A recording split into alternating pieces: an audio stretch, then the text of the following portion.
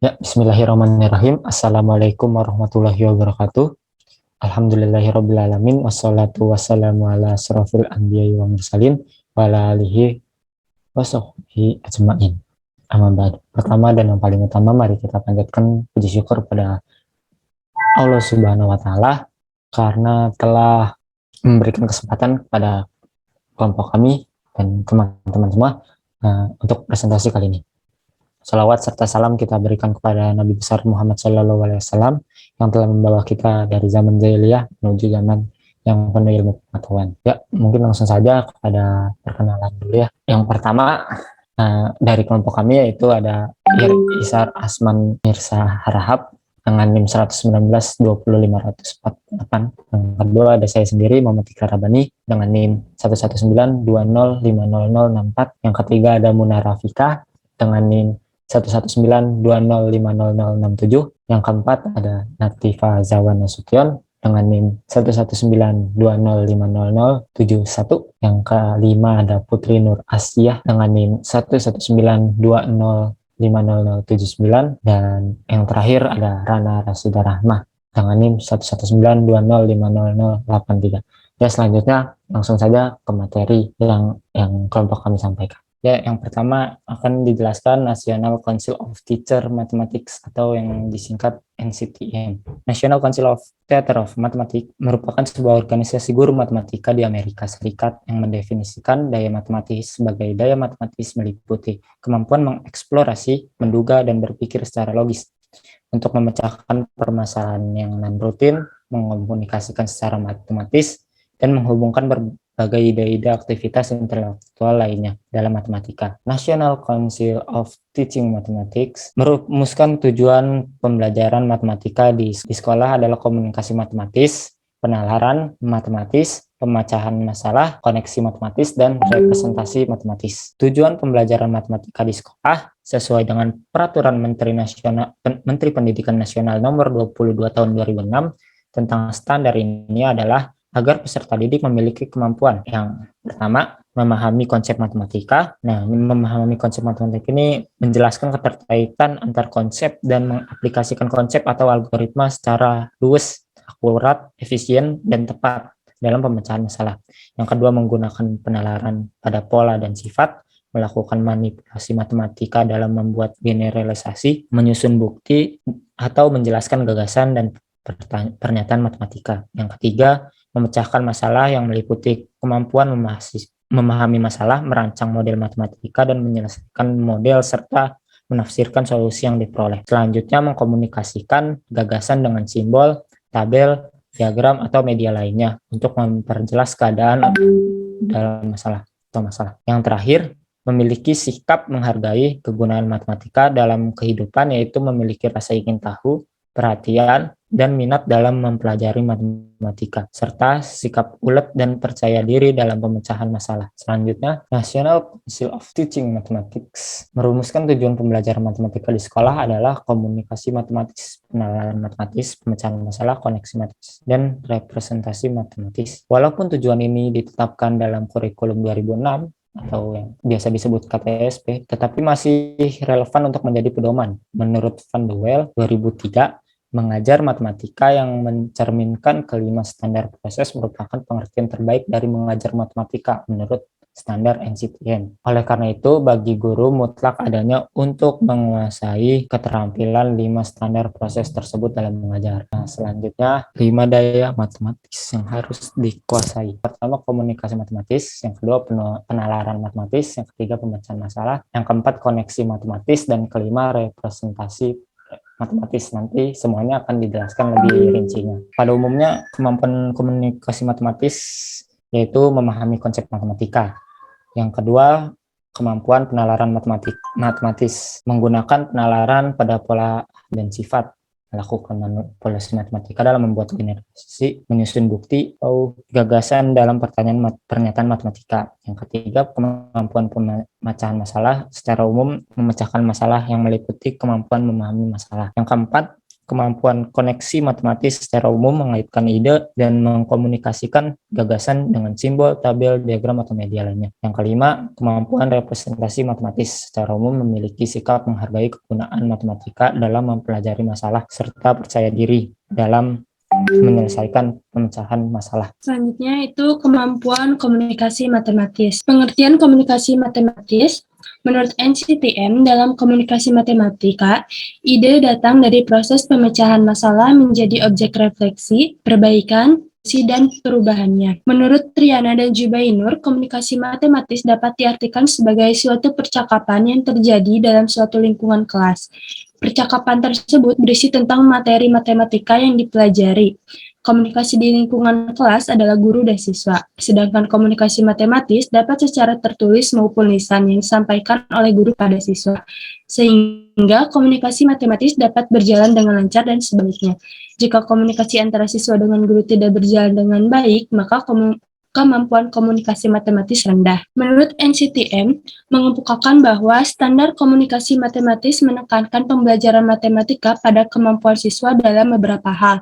Yang pertama yaitu mengatur dan menggabungkan pemikiran matematis mereka melalui komunikasi. Yang kedua yaitu mengkomunikasikan berpikir matematis mereka secara logis dan jelas kepada teman-temannya, guru, dan orang lain. Yang ketiga, menganalisis dan mengevaluasi berpikir matematis dan strategi yang digunakan orang lain. Yang keempat yaitu menggunakan bahasa matematika untuk mengekspresikan ide-ide matematis secara indikator komunikasi matematis. Yang pertama yaitu kemampuan mengekspresikan ide-ide matematika. Yang kedua, kemampuan memahami, menginterpretasikan, dan mengevaluasi. Yang ketiga, kemampuan dalam menggunakan istilah-istilah, notasi-notasi matematika, dan strukturnya. Kemampuan komunikasi matematis. Kemampuan komunikasi matematika merupakan suatu hal yang sangat mendukung untuk seorang guru dalam memahami kemampuan siswa dalam pembelajaran matematika. Di antara kemampuan matematis siswa yang rendah adalah kemampuan komunikasi matematis. Sebagaimana yang ditunjukkan oleh hasil penelitian Sur dan Delis, bahwa kemampuan siswa dalam hal mengemukakan ide, keterkaitan suatu konsep dengan konsep yang lain dengan bahasa sendiri masih rendah. Selanjutnya, implementasi komunikasi matematis di sekolah. Guru dapat membentuk kemampuan komunikasi siswa saat diskusi kelas dengan yang pertama yaitu membentuk perilaku yang mendukung proses pembelajaran di kelas. Yang kedua yaitu memilih dan menggunakan permasalahan matematika yang memungkinkan terjadi banyak komunikasi. Selanjutnya yaitu memandu diskusi kelas mengenai apa yang sedang dipelajari dengan memantau proses belajar siswa. Selanjutnya itu guru sebaiknya berusaha untuk membentuk pembelajaran yang kaya akan komunikasi matematis, di mana siswa diyakinkan untuk membagikan idenya dan mencari pembenaran hingga ia contoh soal. Di sini terdapat soal yang pertama itu 6 tahun lalu umur Dani 2 kali umur Farhan. Kemudian 3 tahun yang akan datang 2 kali umur Dani sama dengan 3 kali umur Farhan dikurangi 3 tahun. Pertanyaannya, berapakah umur Dani yang sekarang? Langsung menuju pembahasan, yaitu misalkan Dani adalah X dan Farhan adalah Y. Maka model matematika dari kalimat pertama, yaitu 6 tahun lalu umur Dani 2 kali umur Farhan. Maka X dikurangi 6 sama dengan 2 dikali Y dikurangi 6. Kita bisa mensederhanakan model matematikanya, yaitu X dikurangi 6 sama dengan 2 dikali Y dikurangi 6. Maka X dikurangi 6 sama dengan 2Y dikurangi 12. Selanjutnya, X dikurangi 6 ditambah 6 sama dengan 2Y dikurangi 12 ditambah 6. Maka X sama dengan 2Y dikurangi 6. Selanjutnya, model matematika kalimat kedua. Itu 2 dikali X ditambah 3 sama dengan 3 dikali Y ditambah 3 dikurangi 3. Maka 2X ditambah 6 sama dengan 3Y ditambah 6. Sehingga 2X sama dengan 3Y. Substitusikan persamaan I ke persamaan 1 ke persamaan 2. Yaitu 2X sama dengan 3Y. Lalu X di sini kita ganti dengan 2Y dikurangi 6. Jadi 2 dikali 2Y dikurangi 6 sama dengan 3Y. Maka 4Y dikurangi 12 sama dengan 3Y. 4Y dikurangi 12 ditambah 12 sama dengan 3Y ditambah 12. 4Y sama dengan 3Y ditambah 12. 4Y dikurangi 3Y sama dengan 3Y ditambah 12 dikurangi 3Y. Jadi Y sama dengan 12. Maka diperoleh umur Farhan yaitu 12 tahun. Sedangkan yang ditanyakan adalah umur Dani. Maka kita substitusikan Y sama dengan 12 ke persamaan yang ke-1, yaitu X sama dengan 2Y dikurangi 6. Maka X sama dengan 2 dikali 12 dikurangi 6. X sama dengan 18. Jadi umur Dani adalah 18 tahun. Baik, untuk yang selanjutnya adalah kemampuan penalaran matematis atau mathematic reasoning. Pengertian penalaran matematika mengutip Wilkinson, Bailey, dan Maher merumuskan bahwa penalaran matematika adalah bagian dari berpikir matematik yang meliputi membuat perumuman dan menarik simpulan sahih tentang gagasan-gagasan dan bagaimana gagasan tersebut saling terkait.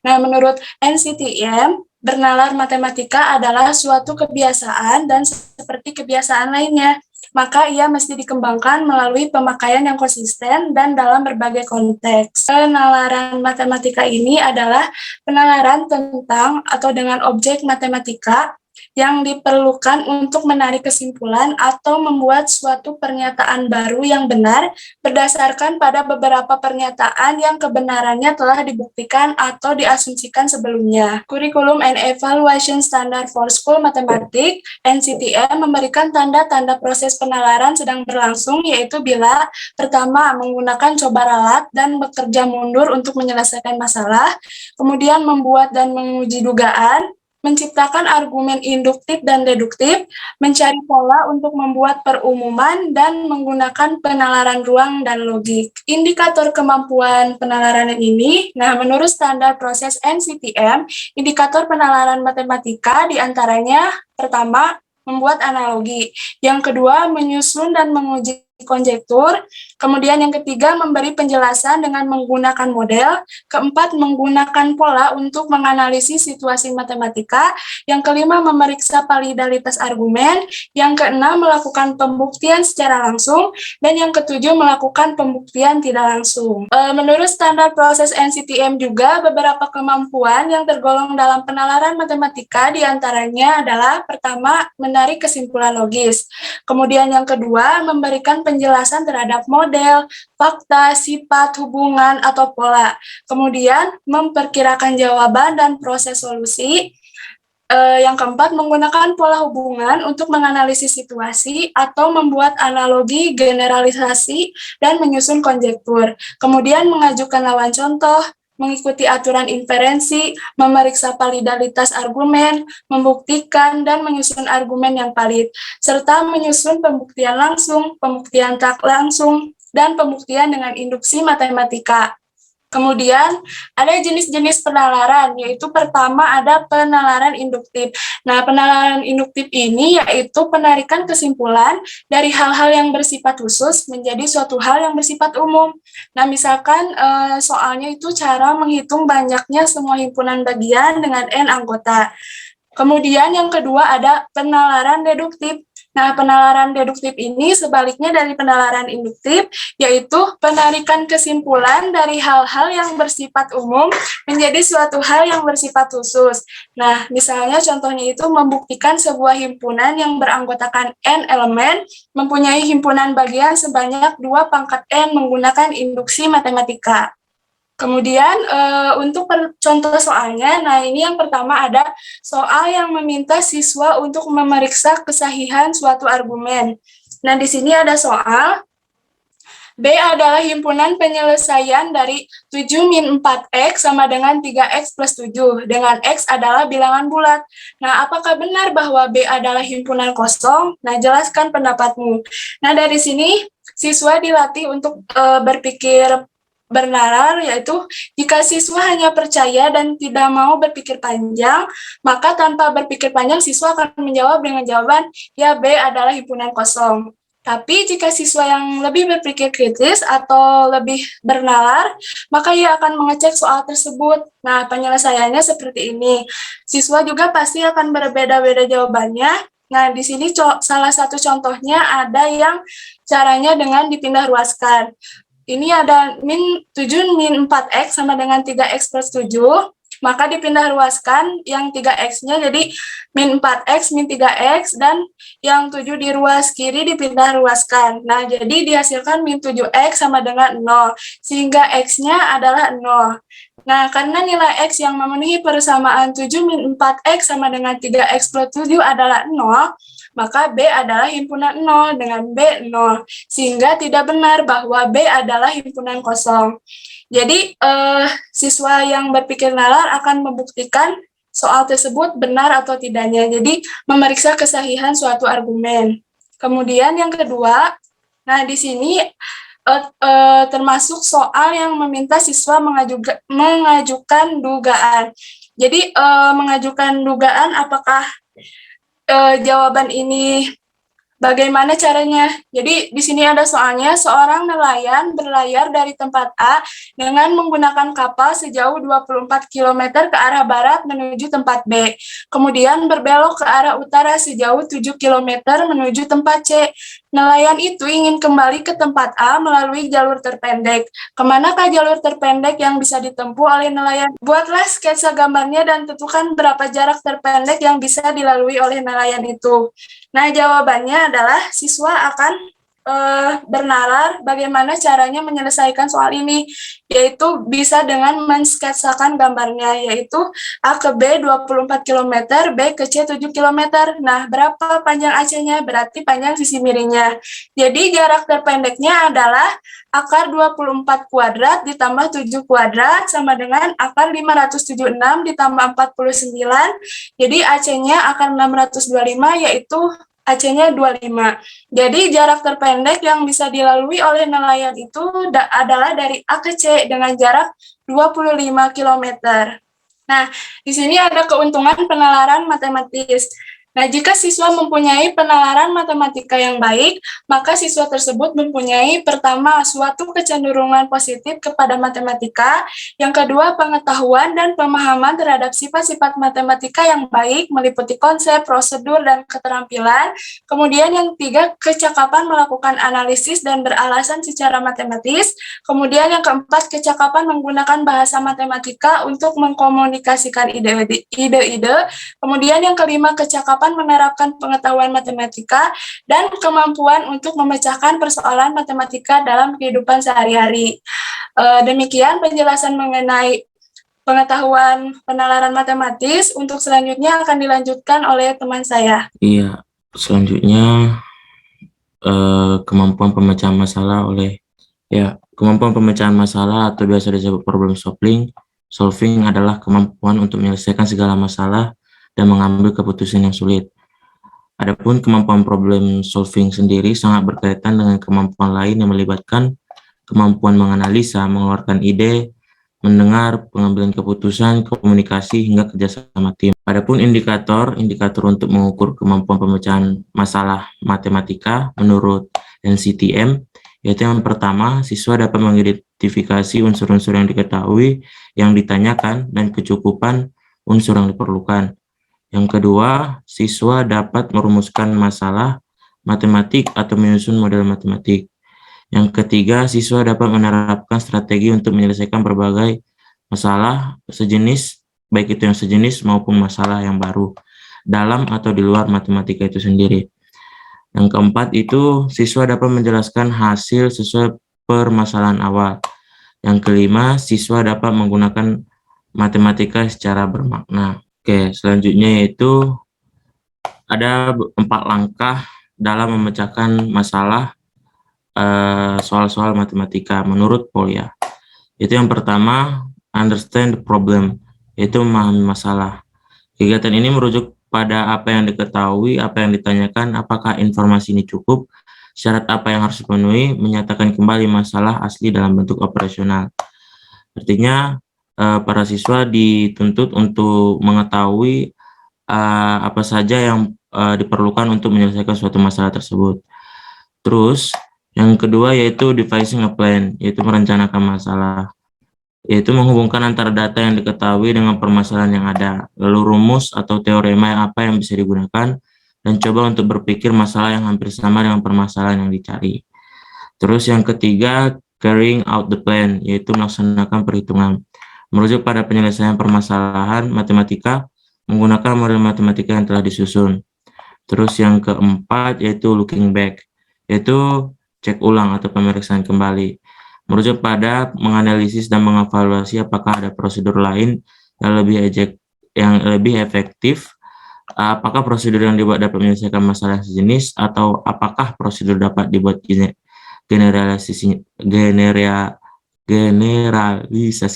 Terus, adapun indikator percaya diri dalam kemampuan pemecahan masalah yang didapat oleh para siswa, yaitu pertama, siswa mampu mengapresiasikan pendapat secara terbuka, yang kedua, bekerja secara kooperatif dalam kelompok, yang ketiga, berani berpresentasi di depan kelas, dan yang keempat, berani berpendapat, bertanya, dan menjawab di depan banyak orang. Terus, contoh dari soal problem solving yang saya ambil yaitu mengenai himpunan.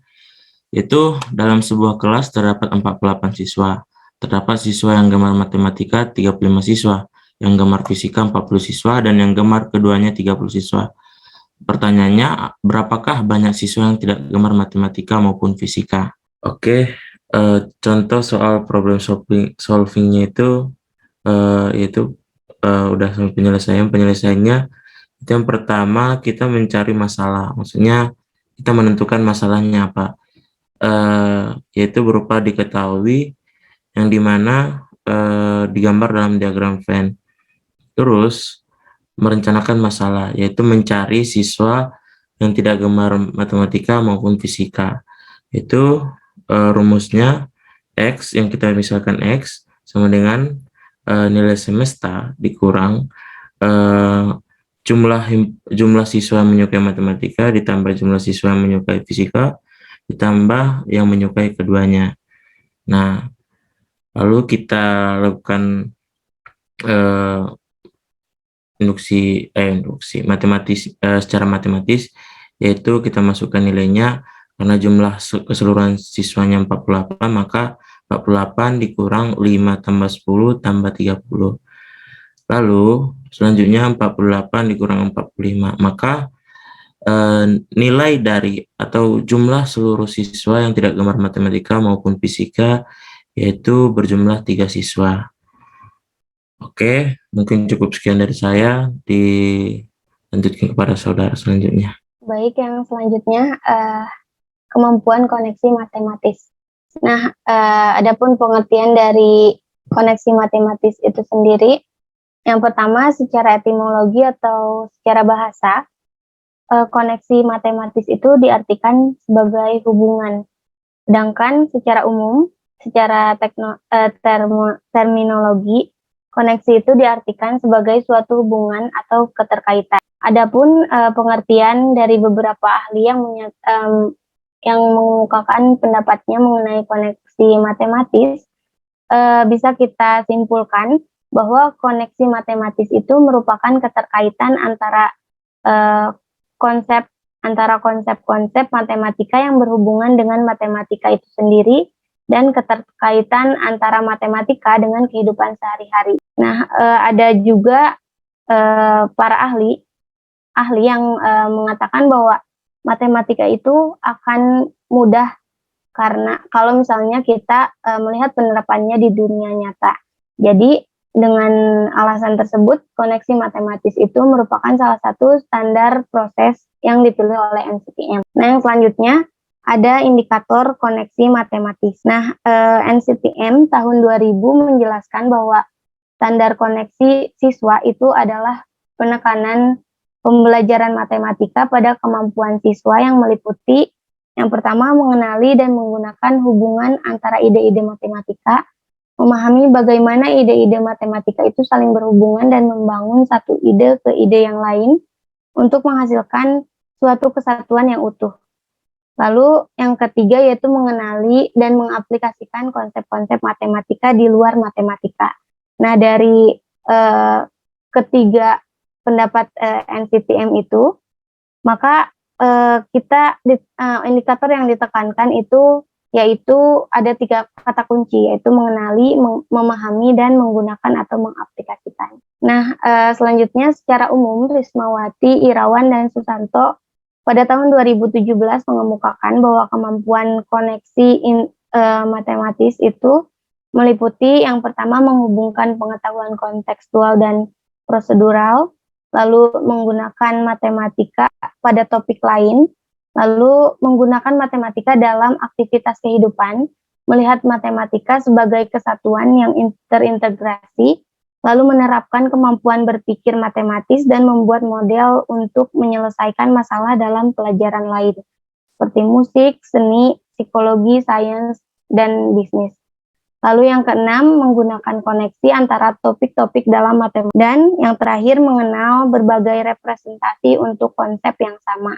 Nah, dari 7 kemampuan koneksi yang telah dipaparkan tersebut, ini pada intinya tidak terlepas dari kata kerja yang 3 yang tadi saya sebutkan. Yang selanjutnya ada pun tahapan koneksi matematis, yaitu yang pertama unifying theme. Jadi tahapan koneksi matematis itu jadi seperti ini. Jadi setiap siswa yang belajar matematika pasti akan melalui tahapan-tahapan ini. Yang pertama yaitu unifying themes. Nah, unifying themes ini merupakan penyatuan tema-tema.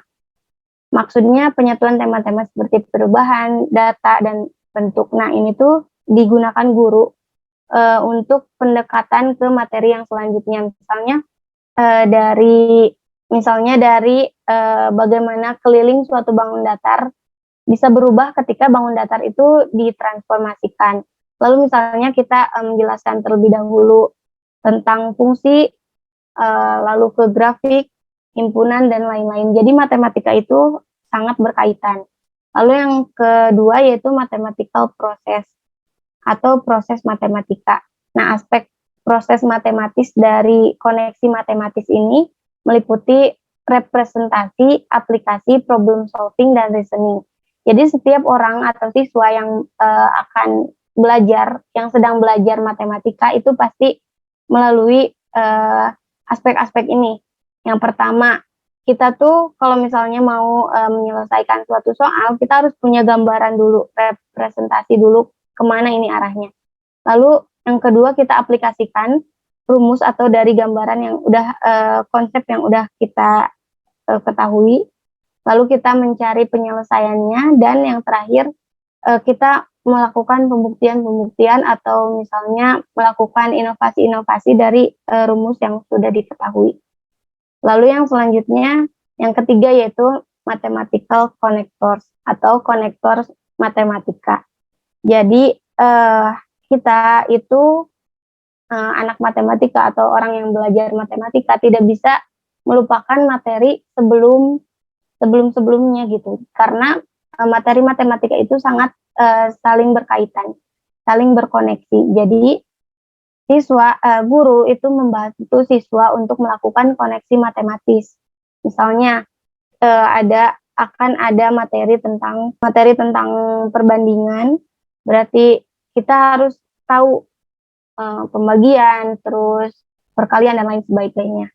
Gitu. Jadi matematika itu saling berkaitan. Makanya kita butuh banget yang namanya koneksi matematika. Nah, yang selanjutnya ada tujuan kemampuan koneksi matematis. Tujuan kemampuan koneksi matematis menurut NCTM, tujuan koneksi matematika itu diberikan pada siswa sekolah menengah, disebutkan dari kelas 9 sampai kelas 12, itu diharapkan agar yang pertama mengenali representasi yang ekuivalen dari suatu konsep yang sama, lalu mengenali hubungan prosedur satu representasi ke prosedur representasi yang ekuivalen. Lalu yang ketiga, menggunakan dan menilai koneksi beberapa topik matematika. Yang keempat, menggunakan dan menilai antara matematika dan disiplin ilmu lain. Menggunakan tujuan dari digunakannya kemampuan koneksi matematis itu ya diantaranya yaitu juga itu sangat bermanfaat bagi siswa, yaitu sebagai makna agar pembelajaran matematika itu lebih bermakna, karena dengan koneksi matematis kita bisa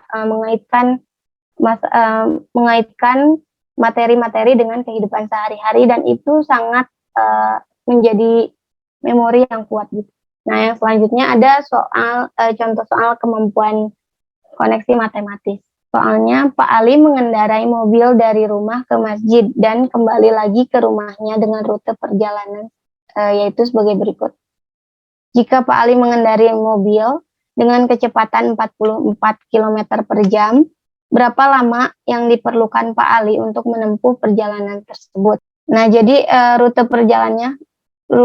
perjalanannya kayak gini ya.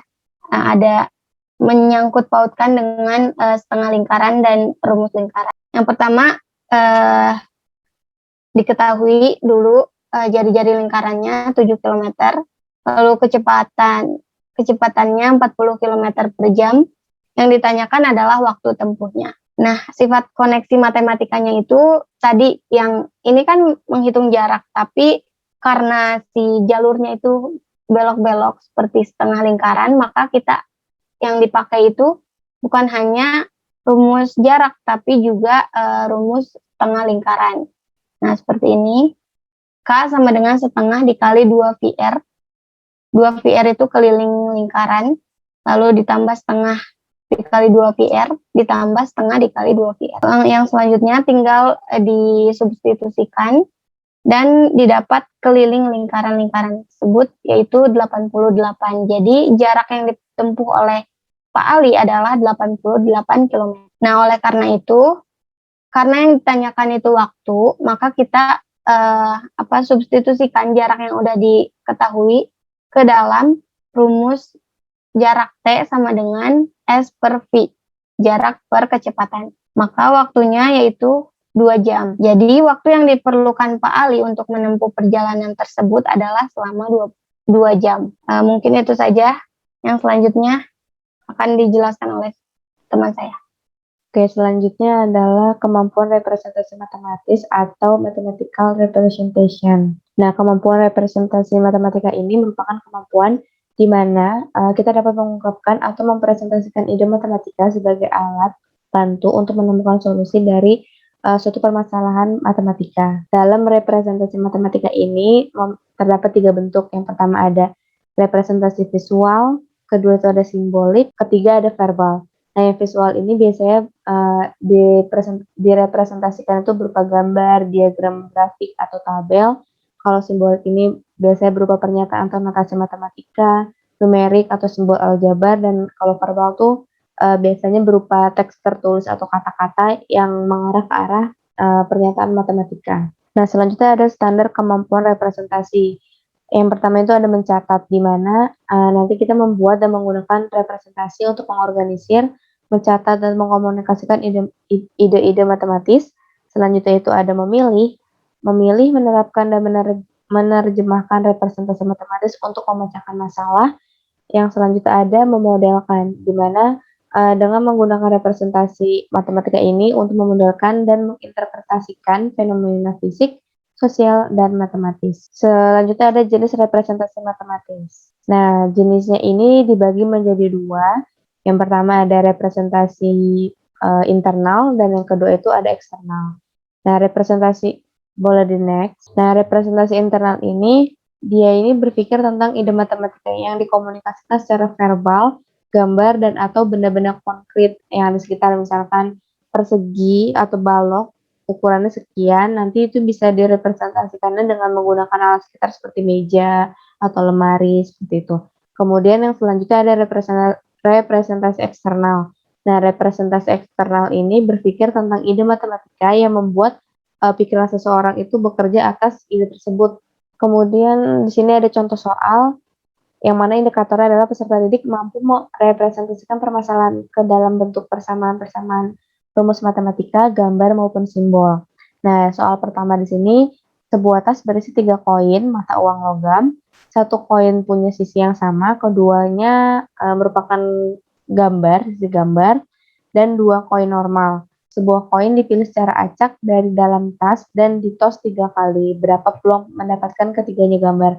Jadi bentuk soal ini merupakan bukan bentuk soal yang non-rutin, karena di sini koinnya ini bukan koin yang normal, melainkan koin yang kedua sisinya itu berupa gambar. Namun ketika pengerjaannya ini dia sama saja perumusannya, Ini kalau dijabarkan secara manual seperti ini, namun kalau dipakaikan rumus itu nanti menjadi 3 dikali 2 pangkat 3 sama dengan 24 buah.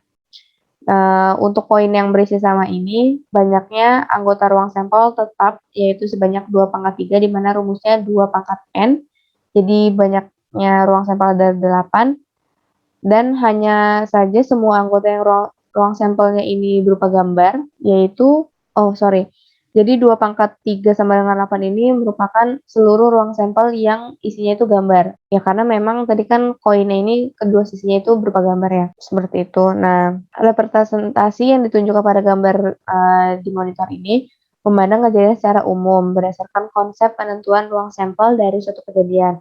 Masing-masing koin yang diasumsikan terpilih kemudian dibuat daftar ruang sampelnya. Nah, ruang sampel dari masing-masing koin ini kemudian digabungkan.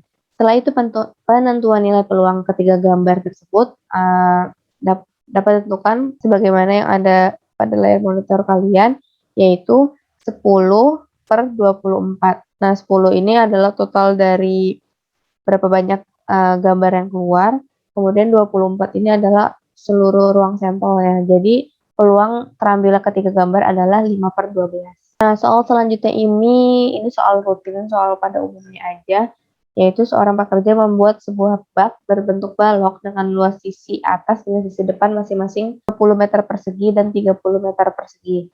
Jika rusuk yang membatasi sisi atas dan sisi depan panjangnya 10 meter, berapakah volume bak yang dibuat? Nah, penyelesaiannya, jangan lupa kita harus menuliskan terlebih dahulu apa saja yang diketahui pada soal, kemudian apa yang ditanyakan.